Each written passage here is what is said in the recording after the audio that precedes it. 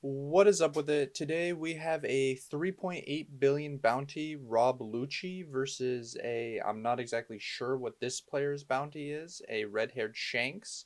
This is going to be from Flyest Raven, Holden Miller, one of my personal favorite players in the game. Plays some Rob Lucci, plays some Dofi, and I just felt like, the channel was missing a little Lucci gameplay. So we're going to watch him and see how he approaches this matchup.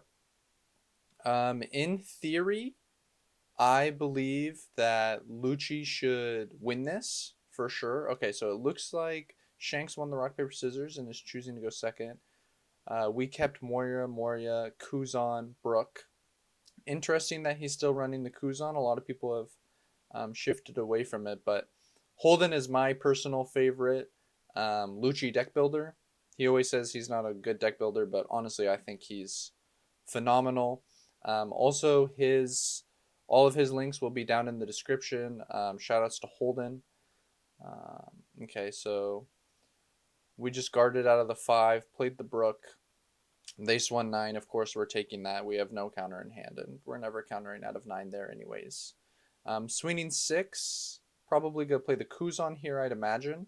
This Kuzan Brook, I have to imagine, will be really annoying for the Shanks player here.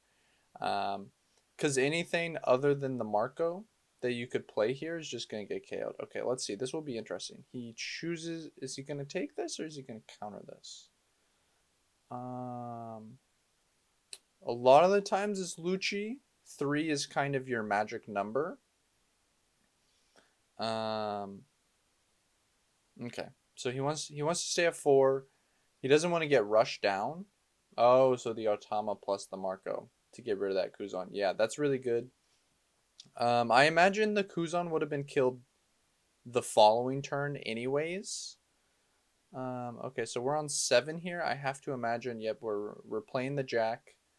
We're hoping there's no event card. There was an event card.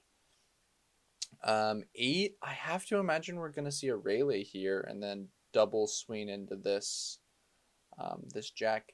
Really, I guess we only used a 1K earlier. Um, hmm. Hmm.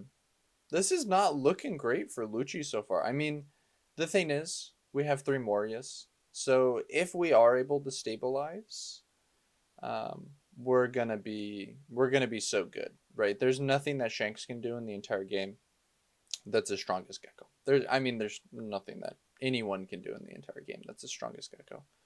And we are still relatively healthy here at 3. I mean, you hate to see the Jack die there. Really thinking on if he wants to use this or not.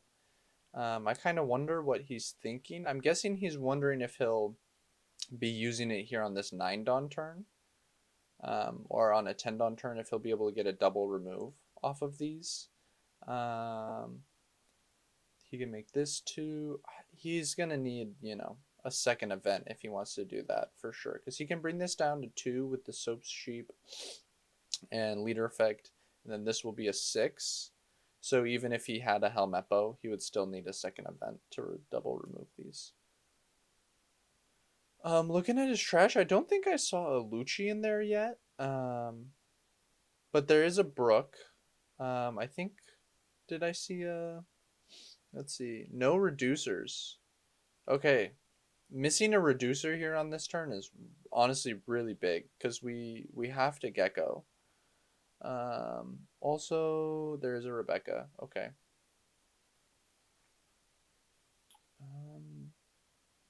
Really thinking about what we want to minus here. If we use... It feels honestly kind of bad to use the Ice Age here on this Rayleigh.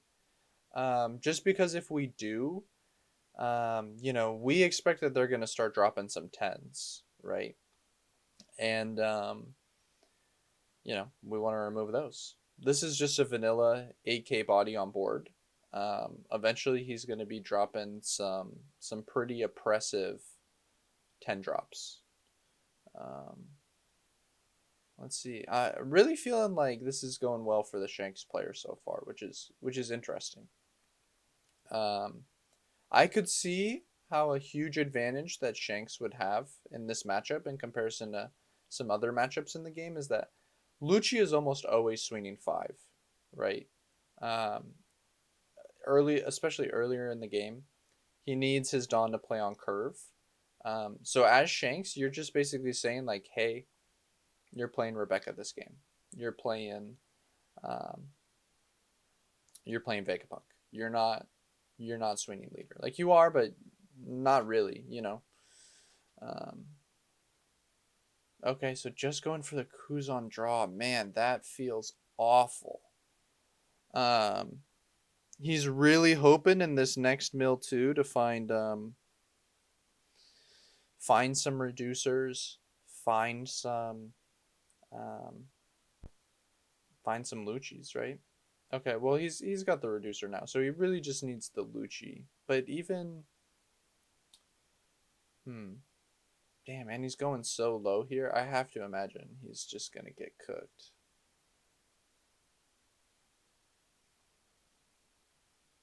But we'll see. Because this Gecko is also only a 6k swing. That feels awful.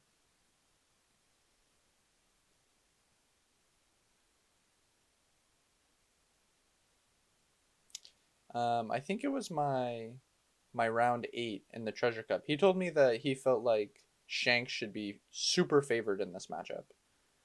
I asked him like what decks he wanted to see, and he said, "I want to see Infinite Lucci." And I thought that was really interesting because I don't know. I just feel like Lucci historically has eaten red for breakfast. Um, and, you know, playing 22 Dawn versus a deck that only plays, one character per turn. It's just pretty sure. Yeah, it's just over. Wow. Okay. I really don't think there was anything Lucci could have done there. I wonder if that was indicative of the matchup. I'm really not sure. I haven't seen enough of it. I haven't played enough of it, but that was an interesting, not how I would have expected it to go. Genuinely not how I would have expected it to go. So if anyone knows, if anyone has a lot of experience in that matchup, I'd love to hear down in the comments how it goes. But thank you so much for watching, and I hope you have a great rest of your day.